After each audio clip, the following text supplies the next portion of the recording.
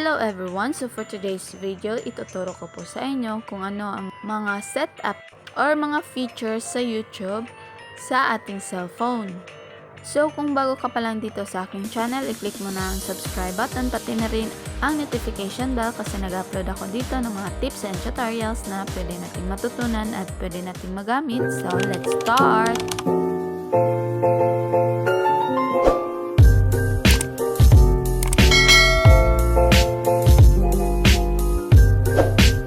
So, ang una, kapag gusto mo ng mga bagong videos sa YouTube mo, i-refresh mo lang at makikita mo dito sa taas na merong nakalagay na new to you. I-click lang natin ito. So, kapag pinindot nyo po ito, maaaring maglabas si YouTube ng mga bagong videos na hindi mo pa napapanood or mga videos na gusto mong panoorin. So, meron din ditong hidden features si YouTube na hindi pa masyadong nalalaman ng mga tao. So, pumunta lang kayo dito sa YouTube Short. Kapag i-post mo itong video, may makikita ka dito sa taas na live. Mapupunta ka sa mga live videos sa YouTube mo. So, ito yung mga live videos sa YouTube. Susunod naman ay kapag color white yung theme ng YouTube videos mo, i-click mo lang itong profile pic na nasa baba. Then, i-click mo itong settings. Then, pumunta ka sa general. At i-click mo itong appearance. May lalabas ditong dark theme. I-click mo lang ito. So, simpleng bagay lang ito pero napakalaking halaga para sa ating mga mata. Kung sakaling madalas tayong nanonood ng ating mga videos sa YouTube. So, kung sakaling may mga videos ka na hindi mo natapos, or kung gusto mong balikan or panoorin ulit, pumunta ka sa section ng profile mo at makikita mo dito may nakalagay na history. I-click mo lang itong view all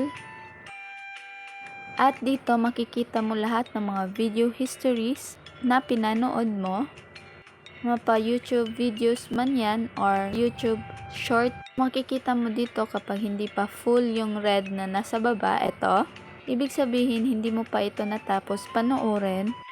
So kapag katulad nitong isa na full yung red na nasa baba, ibig sabihin natapos mo ang video na ito. So kung gusto mo namang mag-post ng poll or question sa subscriber mo na merong mga pictures na kasama, ito lang po yung gagawin mo. I-click mo lang itong plus button. Click mo lang itong post at makikita mo dito merong poll na logo, ito. At ayan, pwede ka nang magsimulang magtanong at kapag nakagawa ka na ng mga question or tanong, i-click mo lang itong image at mamimili ka lang dito ng image na gusto mong ilagay.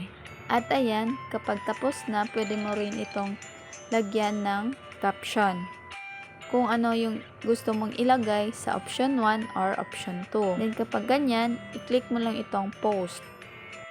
At ayan, pagkatapos, ganito ang kalalabasan or ganito ang itsura ng poll post na ginawa mo. So kapag pinindot mo naman itong subscription na nasa baba, makikita mo dito yung mga random channels na nakasubscribe ka at yung mga videos na in-upload nila recently. So, lahat ng videos ay nandito. Meron ditong shorts, videos, live, post. So, lahat ng mga channel na nakasubscribe ka ay makikita mo dito. So, dito naman tayo sa ating YouTube Studio. So, dito sa dashboard, ang una mong makikita yung total subscribers mo nakalagay dito. Yung mga views na nadagdag, yung mga watch time, yung mga subscriber na nadagdag, at yung estimated revenue. Makikita mo din dito yung mga recent uploaded videos mo, at makikita mo dito yung mga overall performance ng video mo sa last 28 days. Then dito naman sa baba, makikita mo yung mga latest comment sa video mo. Susunod naman, dito naman tayo sa content. So, dito mo makikita lahat ng mga videos mo, mapa-short, live, naka-public man yan or naka-private. At eto rin yung mga best place na pwede mong i-edit yung mga videos mo kung gusto mong palitan ng title or thumbnail, yung mga tags, at i-click mo lang itong edit na nasa taas at pwede mo na itong palitan ng mga other information or mga description sa video na gusto mong baguhin.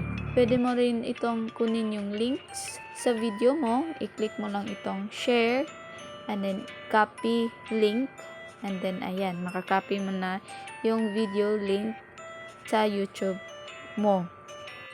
So, dito naman tayo sa analytics. So, dito sa analytics, madami tayong makikita. So, ang una natin makikita dito sa analytics, yung overview, yung top content ng videos natin, at makikita yung mga best content or madaming views. So, ito yung madaming views sa video ko. So, kung ano mang videos na lumabas or kung ano mang top videos na lumabas dito, pwede mong kukuhaan ng idea para sa susunod na upload mo, meron ka ng idea kung ano nga ba yung mga videos na gustong panoorin ng mga viewers mo. So, katulad yung best videos ko ay etong paggawa ng resume. So, pwede tayong mag-upload ng kapareho na content nito. So, dito naman sa audience, makikita mo dito yung mga returning viewers mo, unique viewers mo, at makikita mo din dito yung mga time at mga araw kung saan mas active at kung saan madami ang nagbe-view sa videos mo. Makikita mo din dito yung mga demographic, kung anong edad at kung sino yung nanonood sa videos mo, at percentage, kung ilang views at anong gender yung kadalasang nanonood sa videos natin. Makikita mo din dito yung geography, kung saan nakalocate yung mga audience mo. So, dito naman sa revenue, so kapag hindi ka pa monetize, wala ka pang revenue, pero kapag monetize ka na, makikita mo dito yung revenue mo.